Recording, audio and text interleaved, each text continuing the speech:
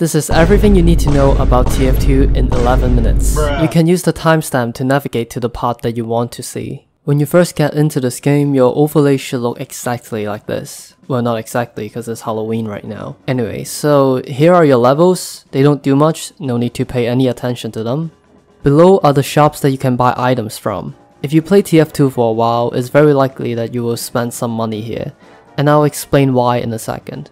So here are your items. You can equip the weapons, hats, and cosmetics on each class by clicking on them. You can find weapons randomly by just playing the game, so if you actually spend time on this game, you won't have to spend money to unlock weapons, which is kind of a good thing, but there are other reasons you will want to spend money. So here is your backpack.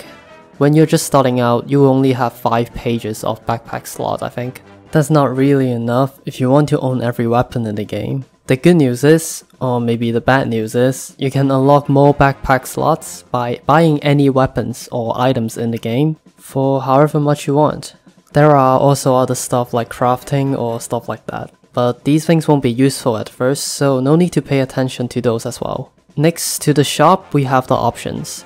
The key binding is pretty standard, I don't think you will need to change any of those, but click on the Advanced tab and enable Fast Weapon Switch and enable Developer Console.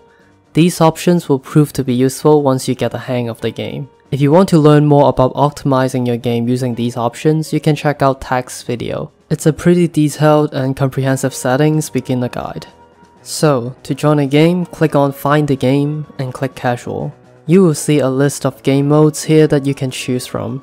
Now normally you can read the descriptions after you join the game, but who likes to read? You're probably playing this game to avoid just that.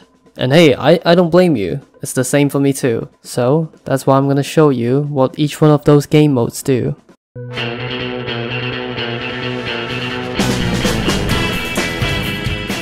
The first game mode is Attack and Defend.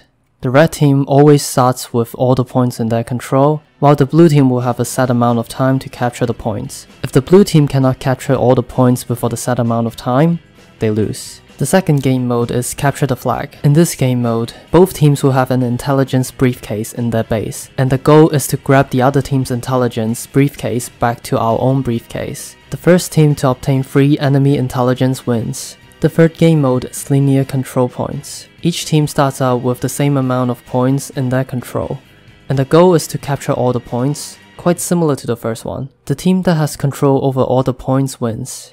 The fourth game mode is King of the Hill. There is only one neutral control point in this game mode. Each team will try to capture it and start the team clock on a 3-minute countdown. If the enemy team captured it back, the enemy team's clock will start the countdown instead, while the other team's countdown clock freezes. The team that expires their countdown clock first wins.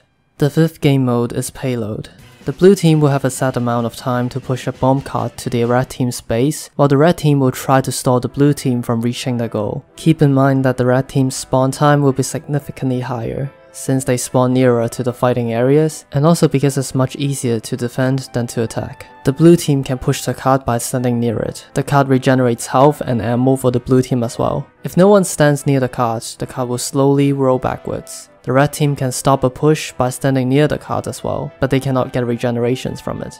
There are also alternative game modes you can try, but I would recommend playing the normal game modes first to get used to the game, and try out other game modes such as Medieval Mode and Payload Race. These are really fun as well. The last game mode, Man vs Machine, is a game mode consisting of a maximum of 6 players defending their base from a swarm of robots attempting to deploy a bomb inside. This game mode is really fun and refreshing once you get the hang of it. If you would like a more detailed guide, you can check out VLAN's video, which gives you all the details you need to get started with Man vs Machine. So once you get inside the game, you can choose from a variety of characters. In my opinion, TF2 have some of the best character designs in the entire gaming industry. If you have troubles choosing a character to play, you can choose from both the personality and the functionality of each class. I find that it's much more enjoyable if you know about the lore of the character. Check out TF2's Meet the Team video and see if there's any character that you feel like trying out. So I'll briefly explain what each class do in terms of functionality. So we have Run Fast Shotgun Boy, Rocket Launcher Jumping Man, Flame-throwing Pyromaniac, Bomb-throwing Destructive Cyclops, Minigun Big Boy, Aimbot Gun Spooting Man, Healing Guy, long distance headshot man, and sneaky boy that kills you from behind. Alright, got it?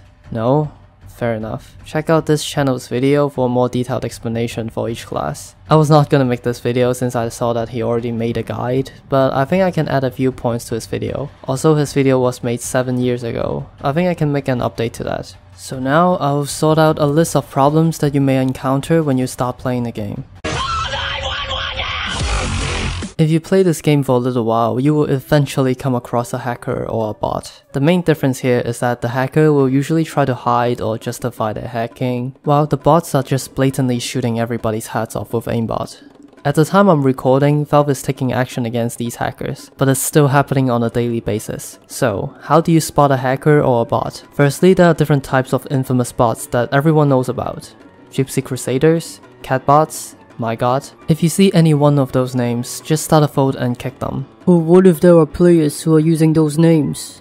Well, they're basically asking to be kicked by using those names, so indulge them. But not every bot is using those names. Some bots will have different names like you see in this clip. So I'll list a bunch of stuff that can be but not necessarily a sign that they are a bot. Are they getting a chain of headshots? Are they having the default weapons and cosmetics? Are their names overly edgy and aggressive? Are their in-game model twitching when scoped? Is the enemy team calling that player out? If you answer yes to all of the above, it's quite likely that it's a bot. But if you see a killstreak icon in their kill feed, or they have some unusual head effects, it's almost guaranteed that they are just good, but not always. In that case, let the more experienced player decide. But if you're 100% sure, you can call a vote by clicking the little icon here, and specify the player and the reason for kicking. If someone's already calling a vote, make sure the person being voted off is the bot, because sometimes the bot will call a vote on other players and kick someone else off. After you've made sure, remember to press F1. If you don't get rid of the bots, the other team will just leave the server, and you will have to find another server to play on anyway, so don't be that guy that keeps the hacker on your team just because you want to win. In most games, bots will be dealt with after 2 to 3 minutes, so it's not that bad. But in some rare occasions, you may find yourself in a server full of bots. In that case, the only thing you can do is to leave. Repeat after me! I'm dead! Now I know it's frustrating that you cannot type or use callouts in game while everybody is happily chatting around. The reason you cannot talk is because the bots that were using unpaid accounts started to spam in the chat and voice chat system in an attempt to disrupt people from kicking them off. The developers took notice of this and temporarily disabled chat system for free-to-play players until they can figure out a way to deal with them. If you really want to use chats and callouts, you can spend maybe $1 in TF2 and you will unlock all the functions. I know this pay-to-chat system is pretty stupid and annoying, but that's a better alternative than bots ruining everybody's game. Well, off to visit your mother! Spy is a very unique class in shooting games. Although many shooting games like Apex or Overwatch kinda have similar character designs, it's still playing a different role in TF2, and it can cause a lot of confusions for new players. So I've decided to devote a whole section discussing this class. Spy is a class that can disguise as any class on any team, turn invisible, fake his own death, kills you with one stab in the back, put down sappers that disable and slowly destroy buildings. It's a really powerful package stuffed inside a very fragile body, which means it can be killed very easily if done right. So here is a list of stuff that you can use as a guideline to determine if someone is a spy.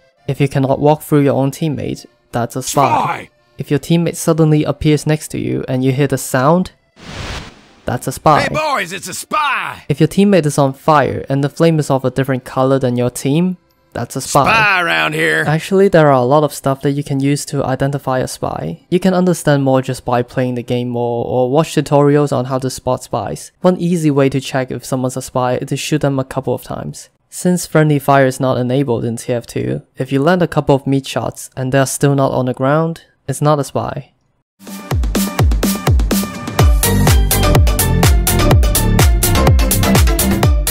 Now this may be the most confusing concept in TF2, but friendlies are a bunch of players that are not engaged in combat. Rather, they sit around and taunt with the enemy team. These players can usually be spotted in capture the flag maps such as Two Font or Turbine, but they can also appear in some other maps as well. It might be confusing at first, as you see a bunch of players crowding in an area taunting instead of going for the objective. And even the players playing for the objective are not attacking them. That is because friendlies are a big part of the TF2 community. The concept of friendlies are popularized by famous TF2 YouTubers like Lazy Purple or German95.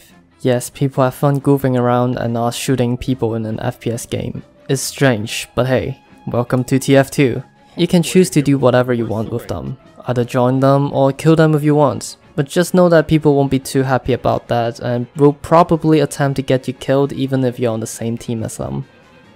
So, you're all set. That's all you need to know to start playing this game. If you want to see more guides like this on TF2, thumbs up and subscribe to my channel. I promise I'll make more if this video does well. Alright, that's it. Ciao.